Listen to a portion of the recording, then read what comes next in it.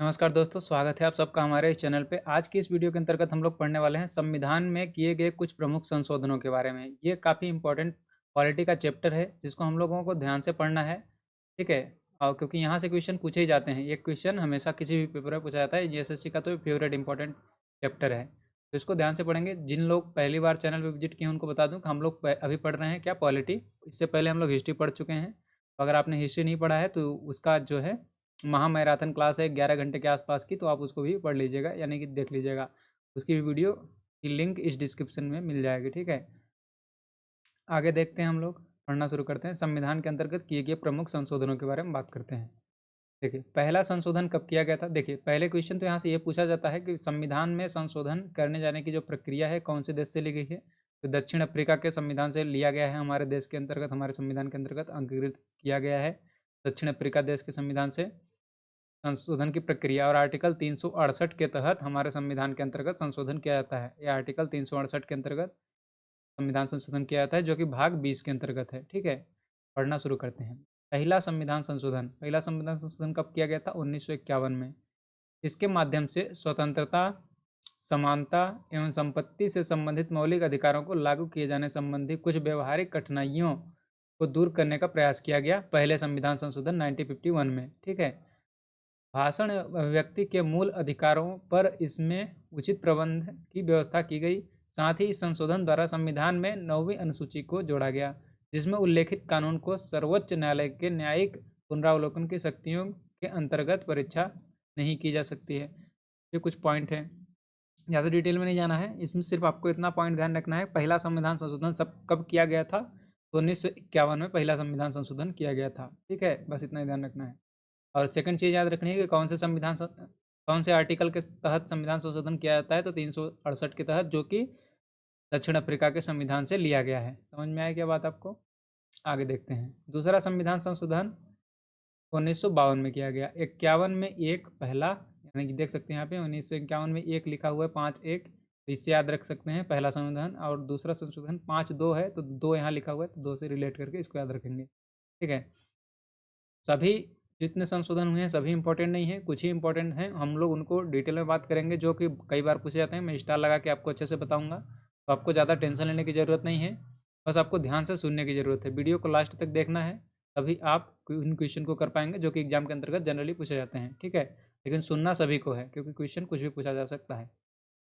दूसरा संविधान संशोधन जो हुआ था 1952 के अंतर्गत, इसके अंतर्गत 1951 की जनगणना के आधार पर लोकसभा में प्रतिनिधित्व को पुनर्व्यवस्थित किया गया। यानी जो कि मतलब वेटेज के हिसाब से, कि जितनी ज़्यादा जहाँ की जनसंख्या है उसके हिसाब से वहाँ के लोकसभा के प्रतिनिधि होंगे, इस आधार पर उनको डिसाइड किया गया, सीटों को डिसाइड किया गया, ठीक है। तीसरा संविधान संशोधन कब हुआ? 1954 में, यानी कि 1954 में। इसके अंतर्गत 7वीं अनुसूची को समवर्ती सूची की 33वीं प्रविष्टि के स्थान पर खाद्यान्न, पशुओं के लिए चारा, कच्चा कपास, जूट आदि को रखा गया, यानी कि 7वीं अनुसूची के अंतर्गत इसको समवर्ती सूची में शामिल किया गया, जिसके उत्पादन एवं आपूर्ति को लोकहित में समझने पर सरकार उस पर नियंत्रण लगा सकती है। ये सब कुछ पॉइंट आपको सिर्फ सुनना है, ध्यान से सुनते रहिए, ठीक है। मैं पढ़ते चलता हूँ इसको। चौथा संविधान संशोधन 1955 में, इसके अंतर्गत व्यक्तिगत संपत्ति को लोकहित में राज्य द्वारा हस्तगत किए जाने की स्थिति में न्यायालय इसकी क्षतिपूर्ति के संबंध में परीक्षा नहीं कर सकती है। पांचवा संशोधन क्या है? 1955 में हुआ था। इसके अंतर्गत राष्ट्रपति को यह शक्ति प्रदान की गई है कि वह राज्यों के क्षेत्र, सीमा एवं नामों को प्रभावित करने वाले प्रस्तावित केंद्रीय विधान पर अपने मत देने के लिए राज्यमंडलों हेतु समय सीमा निर्धारित करें। छठवां संशोधन कौन सा हुआ था? 1956 के अंतर्गत। इस संशोधन द्वारा 7वीं अनुसूची के संघ सूची में परिवर्तन कर अंतर्राज्यीय बिक्री कर अलग है, कर नहीं समझना है, ठीक ना। बिक्री कर यानी बिक्री टैक्स, एक्सपोर्ट टैक्स अंतर्गत कुछ वस्तुओं पर केंद्र को कर लगाने का अधिकार दिया गया। समझ में आया? 7वीं सूची जो है उसके अंदर संघ सूची, समवर्ती सूची और राज्य सूची, 3 सूचियां हैं। आपको पता है, मैं पढ़ा चुका हूँ। पिछली वीडियो आपने नहीं देखी है तो लिंक डिस्क्रिप्शन में है, पूरी प्ले लिस्ट की, आप जरूर देखिएगा, ठीक है। तो उसके अंतर्गत मैंने क्या बताया था आपको, कि जो ये संघ सूची है ना, उसमें बहुत सारे चेंजेस किए गए, कि जो जितने विषय हैं, तो कुछ विषय संघ सूची में थे, कुछ विषय समवर्ती सूची में थे। तो उन विषयों को ही एक स्टेट से दूसरे स्टेट में अगर बेचा जाता है कुछ चीज़ों को तो उस पर टैक्स लगाएगी कौन? केंद्र सरकार। ये नियम बनाया गया। सातवां संशोधन जो हुआ 1956 के अंतर्गत, इस संशोधन द्वारा भाषाई आधार पर राज्यों का पुनर्गठन किया गया। जैसे कि हैदराबाद का सबसे पहले पुनर्गठन किया था भाषा के आधार पर, इसको आपको ध्यान रखना है। कब किया गया था? 1956 में किया गया था। कौन से संविधान संशोधन में किया गया था? ये सातवां संशोधन में किया गया था, जिसमें पहले 3 श्रेणियों में राज्यों के वर्गीकरण को समाप्त करते हुए राज्य एवं केंद्र शासित प्रदेशों में उसे विभाजित किया गया। साथ ही उनके अनुरूप केंद्र और राज्य की विधान पालिकाओं के सीटों को पुनर्व्यवस्थित किया गया। आठवां संशोधन में क्या किया गया? 1959 के अंतर्गत, इसके अंतर्गत केंद्र एवं राज्यों के निम्न सदनों में अनुसूचित जाति, अनुसूचित जनजाति एवं आंग्ल भारतीय समुदायों के आरक्षण संबंधी प्रावधानों को 10 वर्ष के लिए अर्थात 1970 तक बढ़ा दिया गया। नौवां संविधान संशोधन पढ़ते हैं 1960 में। इसके अंतर्गत संविधान की प्रथम अनुसूची में परिवर्तन करके भारत और पाकिस्तान के बीच 1958 की संधि के शर्तों के अनुसार बेरूबारी और खुलना, ये जो क्षेत्र हैं कुछ, ये पाकिस्तान को दे दिए गए। ठीक है। 10वां संविधान संशोधन 1961 में हुआ। इसके अंतर्गत भूतपूर्व पुर्तगाली अंत क्षेत्रों जैसे कि दादर एवं नगर हवेली को भारत में शामिल कर उन्हें केंद्र शासित प्रदेश का दर्जा दिया गया। क्वेश्चन यहाँ से पूछा जाता है, दादर और नगर हवेली को कब भारत में शामिल किया गया था? तो 1961 में। ठीक है, इसको आपको ध्यान रखना है। नेक्स्ट पॉइंट देखते हैं। नेक्स्ट पॉइंट है 11वां संशोधन 1961। इसके अंतर्गत उपराष्ट्रपति को निर्वाचन के प्रावधानों में परिवर्तन कर इस संदर्भ में दोनों सदनों के संयुक्त अधिवेशन को बुलाया गया। साथ ही यह भी निर्धारित किया गया कि निर्वाचन मंडल में पद की रिक्तता के आधार पर राष्ट्रपति या उपराष्ट्रपति के निर्वाचन को चुनौती नहीं दी जा सकती है। नेक्स्ट पढ़ो। 12वां संशोधन 1962 में हुआ। इसके अंतर्गत संविधान के प्रथम अनुसूची में संशोधन कर गोवा, दमन, दीव को भारत में केंद्र शासित प्रदेश के रूप में शामिल किया गया। कब किया गया? गोवा और दमन द्वीप को 1962 में भारत में शामिल किया गया। ठीक है। 13वां संविधान संशोधन 1962। इसके अंतर्गत नागालैंड के संबंध में विशेष प्रावधान अपनाकर उसे राज्य का दर्जा दिया गया। कब? 1962 में। और 14वां संविधान संशोधन 1963 के अंतर्गत किया गया। इसके अंतर्गत केंद्र शासित प्रदेश के रूप में पुदुचेरी को भारत में शामिल किया गया। साथ ही इसके द्वारा हिमाचल प्रदेश, मणिपुर, त्रिपुरा, गोवा, दमन द्वीप, पुदुचेरी केंद्र शासित प्रदेशों में विधान पालिका एवं मंत्रिपरिषद की व्यवस्था की गई। बस आपको ध्यान से सुनते रहना है। आगे देखो, जो मोस्ट इंपॉर्टेंट पॉइंट होगा मैं इसको अच्छे से समझाने वाला हूँ आपको। 15वां संविधान संशोधन 1963। इसके अंतर्गत उच्च न्यायालय के न्यायाधीशों की सेवा नियुक्ति की आयु 60 वर्ष से बढ़ाकर 62 वर्ष कर दी गई। ठीक है। तथा अवकाश प्राप्त न्यायाधीशों को उच्च न्यायालय की नियुक्ति से संबंधित प्रावधान बनाए गए। तो क्वेश्चन आपको यहाँ से याद रखना है कि जो उच्च न्यायालय के न्यायाधीशों की सेवा मुक्ति की जो आयु है 60 से बढ़ाकर 62 वर्ष कब की गई थी? तो 1963 के अंतर्गत की गई थी। यहाँ से भी याद कर सकते हैं, 62 से एक ज़्यादा 63 बढ़ाया जा रहा है इसलिए। तो 15वां संविधान संशोधन 1962 मतलब 1963 के अंतर्गत 60 से लेकर 62 वर्ष आयु बढ़ा दी गई। मतलब पहले 60 वर्ष पर रिटायर होते थे, तो 62 वर्ष की आयु पूर्ण करने के बाद न्यायाधीश रिटायर होंगे उच्च न्यायालय के। ये नियम बनाया गया, यानी कि ये संविधान संशोधन 15वें संविधान संशोधन के अंतर्गत किया गया था। इसको आपको ध्यान रखना है। 16वां संविधान संशोधन 1963। इसके अंतर्गत देश की संप्रभुता एवं अखंडता के लिए मूल अधिकारों पर कुछ प्रतिबंध लगाने के प्रावधान रखे गए। साथ ही तीसरी अनुसूची में भी परिवर्तन कर शपथ ग्रहण में के अंतर्गत जो शपथ ग्रहण की प्रक्रिया है तीसरी अनुसूची के अंतर्गत उसमें भी एडिट किया गया। और वहाँ पे मैं भारत की स्वतंत्रता एवं अखंडता को बनाए रखूँगा ये शब्द जोड़ा गया। ठीक है, तो आपको ये ध्यान रखना है। नेक्स्ट देखो, 17वां संविधान संशोधन 1964। इसमें संपत्ति के अधिकारों में और भी संशोधन करते हुए कुछ अन्य भूमि सुधार प्रावधानों को 9वीं अनुसूची में रखा गया, जिनकी वैधता की परीक्षा सर्वोच्च न्यायालय द्वारा नहीं की जा सकती थी। 18वां संविधान संशोधन 1966 में हुआ। इसके अंतर्गत पंजाब का भाषाई आधार पर पुनर्गठन करते हुए पंजाबी भाषी क्षेत्रों को पंजाब एवं हिंदी भाषी क्षेत्रों को हरियाणा के रूप में संगठित किया गया। पर्वतीय क्षेत्र हिमाचल प्रदेश को दे दिए गए एवं चंडीगढ़ को केंद्र शासित प्रदेश के रूप में बनाया गया। ऐसे मतलब धीरे धीरे रिफॉर्म होते जा रहा है, कुछ ना कुछ एडिशन होते जा रहा है, उसी तरह से हम लोग आगे पढ़ते जा रहे हैं, है ना। उसको आपको सीक्वेंस में ही पढ़ते चलना है, ध्यान से सुनते चलना है।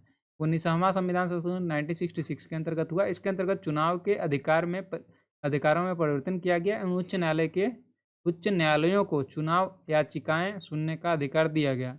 20वां संविधान संशोधन 1966 के अंतर्गत किया गया। इसके अंतर्गत अनियमितता के आधार पर नियुक्त कुछ जिला न्यायालयों की नियुक्ति को वैधता प्रदान की गई।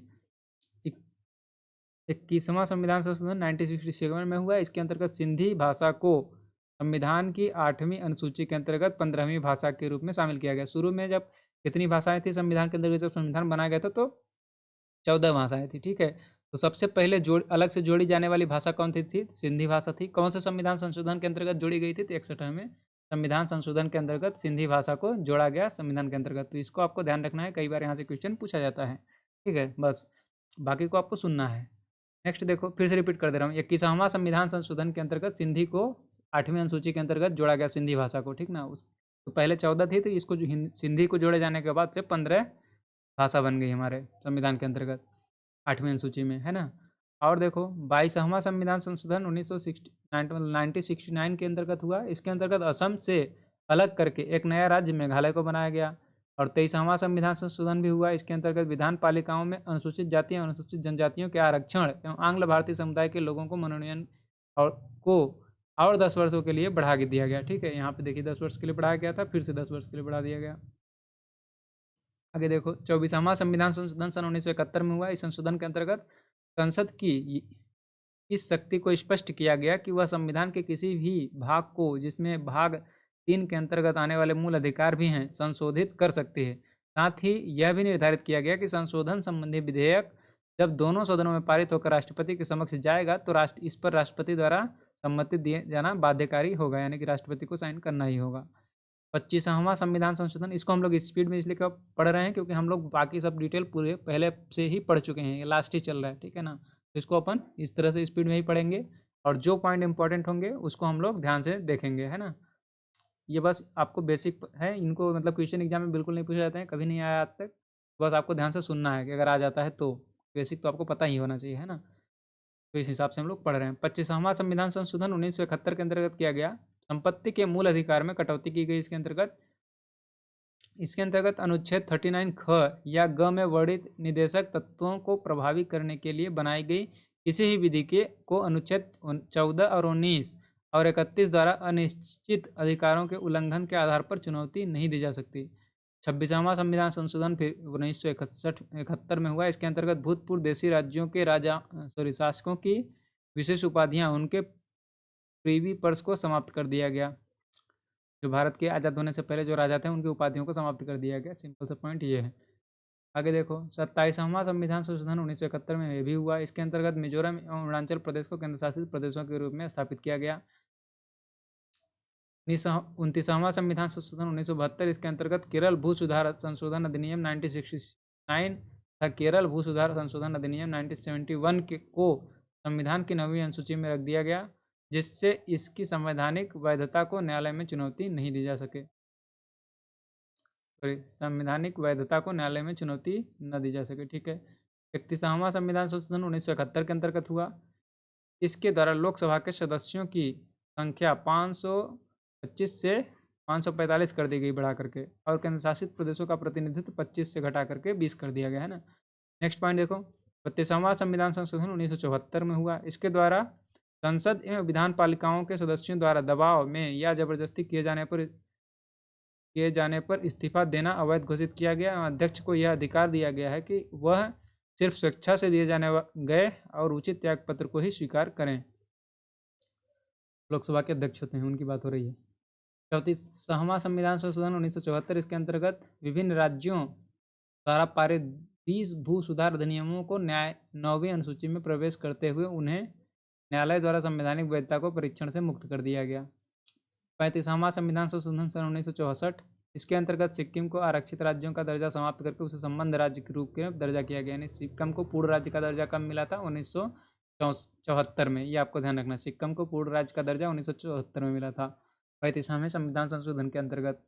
35वें संविधान संशोधन के अंतर्गत ये 35 के अंतर्गत सिक्किम को पूर्ण राज्य का दर्जा दिया गया सन 1974 में। आगे देखो 36वां संविधान संशोधन, इसके अंतर्गत सिक्किम को भारत का 22वां राज्य बनाया गया 1975 में। नेक्स्ट देखो 37वां संविधान संशोधन 1975 को, इसके अंतर्गत आपात स्थिति की घोषणा और राष्ट्रपति, राज्यपाल एवं केंद्र शासित प्रदेशों के प्रशासनिक प्रधानों द्वारा अध्यादेश जारी किए जाने को अविवादित बनाते हुए न्यायिक पुनरालोचना से उन्हें मुक्त किया गया। ये कुछ भी इंपॉर्टेंट नहीं है, हालांकि हम लोग पढ़ रहे हैं। यहाँ पे सबसे इंपॉर्टेंट पॉइंट ये आएगा, इसको पढ़ेंगे अपन, है ना। 39वां यानी कि 39वां संविधान संशोधन 1975 के अंतर्गत हुआ। इसके द्वारा राष्ट्रपति, उपराष्ट्रपति, प्रधानमंत्री और लोकसभा के निर्वाचन संबंधी विवादों को न्यायिक परीक्षण से मुक्त कर दिया गया। अब देखो मोस्ट इम्पोर्टेंट 41वां और 42वां। 41वां संविधान संशोधन 1976 के अंतर्गत किया। इसके द्वारा राज्य लोक सेवा आयोग के सदस्यों की सेवा मुक्ति की आयु 60 से बढ़ाकर 62 वर्ष कर दी गई और संघ लोक सेवा आयोग के सदस्यों की सेवानिवृत्ति की अधिकतम आयु 65 वर्ष रहने दी गई। मतलब जो यूपीएससी और स्टेट पीएससी के हैं, उन जो सदस्य होते हैं उनके लिए बात की जा रही है। तो उनकी जो उम्र है राज्य पीएससी की, राज्य लोक सेवा आयोग के सदस्यों की, उसकी मुक्ति की आयु मतलब कि जॉब छोड़ने की, ये 60 से बढ़ाकर 62 कर दी गई। और जो केंद्र सरकार के रहते हैं, मतलब देखिए संघ लोक सेवा आयोग के सदस्य होंगे, उनकी जो मैक्सिमम आयु कितनी होगी, 65 वर्ष रहने दी गई है ना। 42वां संविधान संशोधन, जिसको लघु संविधान भी बोला जाता है, इसको आपको ध्यान रखना है ध्यान से। 42वें संविधान संशोधन को लघु संविधान संशोधन बोला जाता है, क्योंकि इसके अंतर्गत बहुत सारे अपने संविधान के अंतर्गत बहुत सारे चेंजेस किए गए थे। तो इस कारण से ये इंपॉर्टेंट है। और यहाँ से एक क्वेश्चन मेनली पूछा जाता है कि 42वां संविधान संशोधन कब किया गया था। तो 1976 के अंतर्गत 42वां संविधान संशोधन किया गया था। इंदिरा गांधी का उस टाइम पे, मतलब इंदिरा गांधी जी पावर में थे उस समय, प्रधानमंत्री थी। और 42वां संविधान संशोधन हुआ 1976 के अंतर्गत। लघु संविधान संशोधन भी 1942वें संविधान संशोधन को कहा जाता है, जो 1976 के अंतर्गत हुआ था। और क्यों कहा जाता है, क्योंकि इसके अंतर्गत बहुत सारे चेंजेस संविधान के अंतर्गत किए गए थे। कुछ नए पॉइंट जोड़े गए, कुछ पुराने पॉइंट हटाए गए, इस तरह से बहुत सारी छेड़खानी की गई। इस कारण से इसको लघु संविधान का दर्जा प्राप्त है। 42वें संविधान संशोधन को बहुत बार रिपीट कर चुका हूँ, अब तक आपको याद हो चुका होगा, है ना। अब इसको हम लोग पढ़ते हैं, क्या लिख रहा है इसमें, देखिए ध्यान से सुनिएगा। इसके द्वारा संविधान में व्यापक परिवर्तन लाए गए, ठीक है। जिनमें से मुख्य परिवर्तन कौन कौन से थे। संविधान की प्रस्तावना में समाजवादी एक शब्द, धर्मनिरपेक्ष दूसरा, एकता और अखंडता, ये 3 और भी इससे रिलेटेड शब्द जोड़े गए। मुख्यतः ये क्वेश्चन इस तरह से पूछा जाता है कि कौन से संविधान संशोधन के अंतर्गत समाजवादी, धर्मनिरपेक्ष, एकता और अखंडता संबंधी आदर्श हमारे प्रस्तावना के अंतर्गत शामिल किए गए। तो आपको क्या क्वेश्चन आंसर लगाना है, 42वें संविधान संशोधन के अंतर्गत ये सब शब्द जोड़े गए थे। नेक्स्ट पॉइंट ये है, सभी नीति निर्देशक सिद्धांतों को मूल अधिकारों पर सर्वोच्चता सुनिश्चित की गई। यानी कि मूल अधिकारों से ज़्यादा इंपॉर्टेंट क्या होंगे, नीति निर्देशक तत्व होंगे। इसके अंतर्गत संविधान में 10 मौलिक कर्तव्यों को अनुच्छेद 51 क में जोड़ा गया। क्वेश्चन यहाँ से ये भी पूछा जाता है कि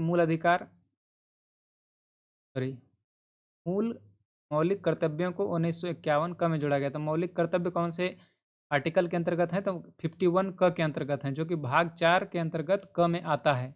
सब भाग है, मतलब भाग का भाग है, चौथे का क भाग, इसके अंतर्गत 51 का क यानी आर्टिकल 51 क के अंतर्गत जोड़ा गया है क्या, मौलिक कर्तव्य। ये सब अपन पढ़ चुके हैं, है ना। इसको अपन ज़्यादा यहाँ पे टाइम वेस्ट नहीं करेंगे, बस रीड आउट करते चलेंगे। भाग 4 क के अंतर्गत जोड़ा गया। इसके द्वारा संविधान को न्यायिक परीक्षण से मुक्त किया गया। सभी विधानसभा एवं लोकसभा की सीटों की संख्या को इस शताब्दी यानी कि 2000 तक समझ लीजिए, इस शताब्दी के अंत तक के लिए स्थिर कर दिया गया। लोकसभा एवं विधानसभा की अवधि को 5 वर्ष से 6 वर्ष कर दिया गया। समझ में आया। लोकसभा और जो विधानसभा की जो अवधि होती है वर्तमान में, जो 5 साल होती है, उसको 6 वर्ष कर दिया गया था इसी 42वें संविधान संशोधन के अंतर्गत। इसके द्वारा यह निर्धारित किया गया कि किसी केंद्रीय कानून की वैधता पर सर्वोच्च न्यायालय एवं राज्य के कानून की वैधता पर उच्च न्यायालय ही परीक्षण करेगा।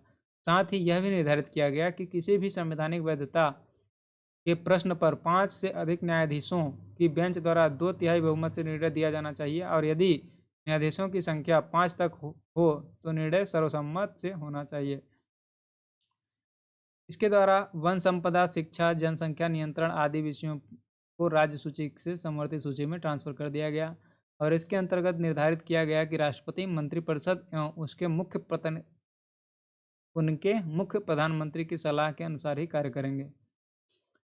इसने संसद को राष्ट्र विरोधी गतिविधियों से निपटने के लिए कानून बनाने के अधिकार दिए और सर्वोच्चता स्थापित करी। ये कुछ पॉइंट थे, जहाँ से जो मुख्य पॉइंट थे, ये 2-3 पॉइंट हैं जिनको आपको ध्यान रखना है।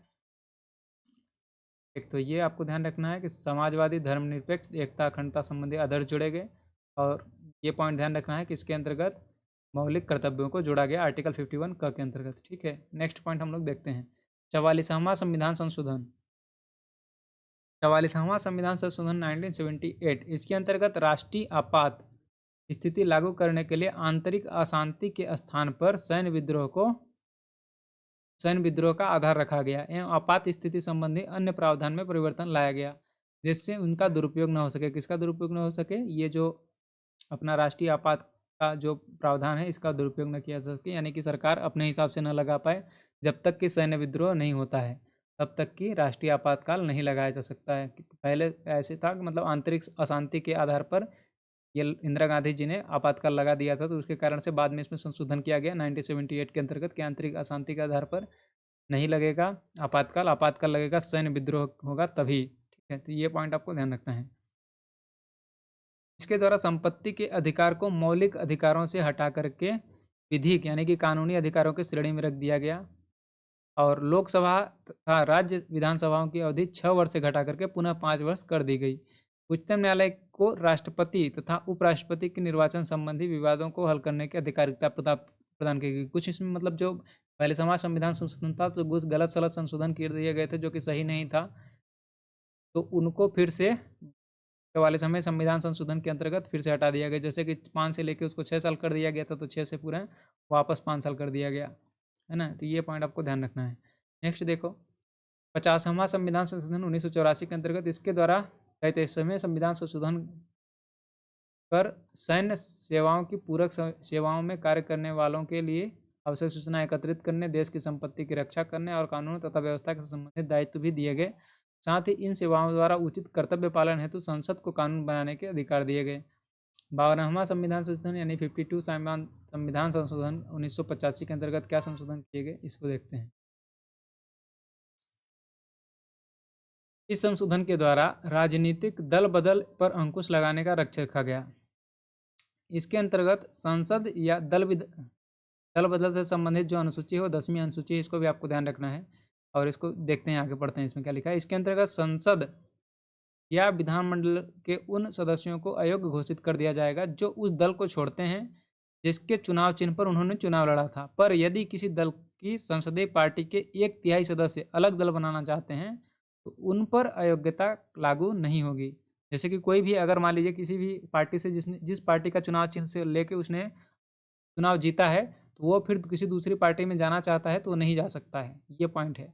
लेकिन अगर उस पार्टी के 1/3 से ज़्यादा सदस्य अलग होकर के अलग से पार्टी बनाना चाहते हैं तो वो बना सकते हैं। दल बदल विरोधी इन प्रावधानों को संविधान की 10वीं अनुसूची के अंतर्गत रखा गया है, ये पॉइंट इसको आपको ध्यान रखना है। दल बदल विरोधी इस प्रावधान को संसद की कौन सी अनुसूची के अंतर्गत रखा गया? 10वीं अनुसूची। दल बदल 10वीं अनुसूची, 10 दल 10, इससे याद रखना है रिलेट करके, है ना। ये मैं आपको सब ट्रिक वगैरह सब कुछ बता चुका हूँ। आगे देखते हैं 53वां संविधान संशोधन 1986, इसके अंतर्गत अनुच्छेद 371 में खंड जी को जोड़कर मिजोरम को एक नया राज्य बनाया गया। इस तरह से अब हम लोग इसको थोड़ा स्किप करते हैं क्योंकि इस तरह से बहुत सारे संविधान संशोधन है जो कि किसी मतलब के नहीं, कभी नहीं पूछे जाते हैं। तो जो इंपॉर्टेंट है बस हम लोग उसको पढ़ते हैं ना। चलो आ जाओ आगे। 61वां संविधान संशोधन, इसके द्वारा मतदान के लिए आयु सीमा 21 वर्ष से घटा करके 18 वर्ष लाने का प्रावधान किया गया। ये पॉइंट इंपॉर्टेंट है और इसको याद रखना है। बजाय हमको सब पढ़ने की इन जो पॉइंट मैं बता रहा हूँ उनको आपको ध्यान रखने की आवश्यकता है, ठीक ना। इनको पढ़ने से कोई मतलब नहीं, इसको ध्यान रखो, ये इंपॉर्टेंट है। 61वां संविधान संशोधन के अंतर्गत 21 वर्ष की आयु से घटा करके 18 वर्ष मतदान की आयु करी गई, जैसे कि अभी वर्तमान में 18 वर्ष ही है। तो इसको आप कैसे याद रखेंगे? इसको इस तरह से याद रखिए कि जो सचिन तेंदुलकर जी थे बहुत छोटे थे, 18 साल के ही थे, तभी वो बहुत सारे छक्के मारते थे, बहुत सारे छक्के मारने लगे सचिन जी। तो उनके बाद से उनसे प्रेरित होकर के मान लो आप ये कर दिया गया 21 वर्ष से हटा करके 18 ही कर दिया, क्योंकि 18 वर्ष के लोग भी युवा हो गए हैं, बहुत अच्छा खेल रहे हैं। तो इस तरह से याद रखेंगे। छक्के मारे हैं, बहुत सारे छक्के मारे हैं, मतलब 6-1 6-1, ठीक ना। तो इससे रिलेट करके याद रखना है कि 61वें संविधान संशोधन के अंतर्गत ही 21 वर्ष से आयु घटा करके 18 कर दी गई, क्योंकि बहुत छोटे थे सचिन जी, तभी वो बहुत सारे छक्के मारते थे, है ना। इसको आपको रिलेट करके याद रखना है। नेक्स्ट देखो 65वां संविधान संशोधन, इसको याद रखना ही है, बहुत इंपॉर्टेंट है, इनको आपको कोई पढ़ने की जरूरत नहीं है, मत पढ़ो। नेक्स्ट देखो 65वां संविधान संशोधन 1990, इसके द्वारा अनुच्छेद 338 में संशोधन करके अनुसूचित जाति तथा अनुसूचित जनजाति आयोग के गठन की व्यवस्था करी गई। 69वां संविधान संशोधन 1991 दिल्ली को राष्ट्रीय राजधानी क्षेत्र बनाया गया तथा दिल्ली संघ राज्य क्षेत्र के लिए विधानसभा और मंत्रिपरिषद का उपबंध किया गया। समझ में आया क्या? दिल्ली को राष्ट्रीय राजधानी क्षेत्र बनाया गया तथा दिल्ली को संघ राज्य क्षेत्र के लिए अलग से एक विधानसभा और मंत्रिपरिषद का उपबंध किया गया। ठीक है, कब? 1991 में। यह 17वां 69 और ये आपका 71, ये 17वां संविधान संशोधन में दिल्ली और पुदुचेरी को संघ राज्य क्षेत्रों की विधानसभाओं के सदस्यों को राष्ट्रपति के लिए निर्वाचन मंडल में सम्मिलित किया गया। 71वां संविधान संशोधन और 73वां संविधान संशोधन। 71वें में 8वीं अनुसूची में कोंकणी, मणिपुरी और नेपाली भाषा को सम्मिलित किया गया। कब? 1992 में। इसको आपको ध्यान रखना है। 1992 में 71वें संविधान संशोधन के अंतर्गत कोंकणी, मणिपुरी और नेपाली इन भाषाओं को जो है 8वीं अनुसूची के अंतर्गत शामिल किया गया। 73वां संविधान संशोधन 1993-92 के अंतर्गत किया गया। इसके अंतर्गत संविधान में 11वीं अनुसूची को जोड़ा गया, इसके पंचायती राज संबंधी प्रावधानों को भी सम्मिलित किया गया। इस संविधान संशोधन द्वारा संविधान में भाग 9 को जोड़ा गया, जिसके अंतर्गत अनुच्छेद 243 और अनुच्छेद 243 से क से लेकर 243 अड़ा तक अनुच्छेद हैं अभी वर्तमान में। इसको आपको ध्यान रखना है। और 73वां के बाद अब आपको मिलेगा 74वां। 73वां था किसके? पंचायती राज्य से व्यवस्थित। उसी प्रकार से ये है, क्या बोलते हैं, नगर निगम से संबंधित। तो इसको आपको दोनों को ही साथ में याद रखना है कि 73 और 74। इसको उस तरह से भी याद रखेंगे कि 1992 में ये वाला हुआ था 73वां और 1993 में हुआ था 74वां। समझ रहे हैं आप? 73वां 1992, इसको इस तरह से याद रखना है। ये 73 है तो ये 1992 है, यानी कि ये 3 से 1 कम। ठीक है, और 1974 जो ये 74वां संविधान संशोधन होता है ये एक ज़्यादा, यानी कि 1 साल बाद ही हो गया था 1993 में। तो इसको दोनों को ही याद रखना है, दोनों ही काफ़ी इंपॉर्टेंट है और दोनों ही बार बार पूछे जाते हैं। 73वां और 74वां इन दोनों को याद रखना है। 73वां वाला पंचायती राज्य से संबंधित था और 74वां जो था नगर निगम यानी नगर पालिका से संबंधित था। इसके अंतर्गत संविधान में 12वीं अनुसूची शामिल की गई, जिसमें नगर पालिका, नगर निगम और नगर परिषद से संबंधित प्रावधान किए गए। इस संशोधन के द्वारा संविधान में भाग 9 क को जोड़ा गया, जिसमें अनुच्छेद 243 से अनुच्छेद 243 यद ये जैसे मतलब ABCDEFG होता है, उसी तरह से इंग्लिश में, हिंदी में देखा जाए तो द तक के अनुच्छेद हैं। ठीक है, तो इन दोनों को ही याद रखना है। और इसको भी याद रखना है कि जो आपकी 11वीं अनुसूची है उसमें 29 विषय हैं, यानी कि पंचायती राज से संबंधित 29 विषय हैं, और जो नगर पालिका से संबंधित कितने विषय हैं? टोटल 18 विषय हैं। विषय का मतलब होता है चैप्टर, यानी टॉपिक। और नेक्स्ट देखते हैं 73वां संविधान संशोधन 1973, ये ठीक है। 74वां, दोनों ही 1993 में किए गए थे, 73वां और 74वां। ठीक ना, इसको याद रखना है। नेक्स्ट देखते हैं अपन 86वां संविधान संशोधन 2002। इस संशोधन अधिनियम द्वारा देश के 6 से 14 वर्ष तक के बच्चों के लिए अनिवार्य शिक्षा, निःशुल्क शिक्षा को मौलिक अधिकार के रूप में मान्यता देने संबंधी प्रावधान किया गया। इसे अनुच्छेद 21 क के अंतर्गत संविधान में जोड़ा गया। इस अधिनियम द्वारा संविधान के अनुच्छेद 45 तथा अनुच्छेद 51 क में संशोधन किए जाने का प्रावधान है। 87वां संविधान संशोधन, देखो इसको आपको याद रखना है। 86वें संविधान संशोधन के अंतर्गत 6 वर्ष से 14 वर्ष तक के बच्चों के लिए निःशुल्क शिक्षा का प्रावधान किया गया। सन 2002 में यह संविधान संशोधन किया गया था 86वां वाले। ठीक है, नेक्स्ट देखो 89वां संविधान संशोधन, यानी कि 89 नंबर का संविधान संशोधन जो हुआ था 2003 में, अनुसूचित जाति के लिए पृथक राष्ट्रीय आयोग की स्थापना की व्यवस्था करी गई। और 91वें संविधान संशोधन 91 संविधान संशोधन 2003 के अंतर्गत दल बदल व्यवस्था में संशोधन, केवल संपूर्ण दल के विलय को मान्यता दी गई और केंद्र तथा राज्य के मंत्रिपरिषद को सदस्य संख्या क्रमशः लोकसभा तथा विधानसभा की सदस्य संख्या का 15% होगा। ये पॉइंट तो यूपीएससी में भी पूछा जा चुका है, यहाँ पे लिखा हुआ है, लेकिन आपको इसको हल्के में नहीं लेना है ना। हालांकि पहले भी मिल चुका है बहुत जगह। देखिए इसको ध्यान रखना है। मंत्रिपरिषद के सदस्य संख्या लोकसभा या राज्यसभा में क्रमशः कितनी होगी? 15% होगी। 15% मतलब 15% मतलब कि अगर मान लीजिए लोकसभा के अंतर्गत टोटल 100 सीटें हैं तो उसके मंत्रियों की संख्या कितनी हो सकती है? अधिक से अधिक 15 हो सकती है। ये नहीं कि 100 के 100 को ही अलग अलग मंत्रालय बना के अलग अलग सबको मंत्री बना दिया जाए। तो मैक्सिमम 15% को ही मंत्री बनाया जा सकता है, ये मतलब हुआ लोकसभा और विधानसभा के सदस्यों में। विधानमंडल में भी इस तरह से, जैसे राज्य में मंत्री होते हैं उनकी भी संख्या के लिए 15% है, और जो केंद्र सरकार होगी यानी लोकसभा के अंदर बैठेगी उसके भी मंत्रियों की संख्या 15% ही होगी। इन दोनों पॉइंट को आपको ध्यान रखना है। ये कब व्यवस्था करी गई? 19 क्या नाम है, संविधान संशोधन सन 2003 के अंतर्गत है। नेक्स्ट पॉइंट देखो, 92वें संविधान संशोधन सन 2003। संविधान के 8वीं अनुसूची में बोडो, डोंगरी, मैथाली और संथाली भाषाओं को जोड़ा गया 2003 के अंतर्गत। 97वां यानी 97 नंबर का संविधान संशोधन सन 2011 के अंतर्गत किया गया। इस संशोधन के द्वारा सहकारी समितियों को एक संवैधानिक संस्था एवं संरक्षण प्रदान किया गया। 99 नंबर का संविधान संशोधन किया गया, राष्ट्रीय न्यायिक नियुक्ति आयोग की स्थापना। गैर संवैधानिक संशोधन इसको बोला जाता है, इसको आपको ध्यान रखना है। 99 नंबर का संशोधन है। 100वां विधानसभा संशोधन 2015 के अंतर्गत किया गया, भारत बांग्लादेश भूमि हस्तांतरण।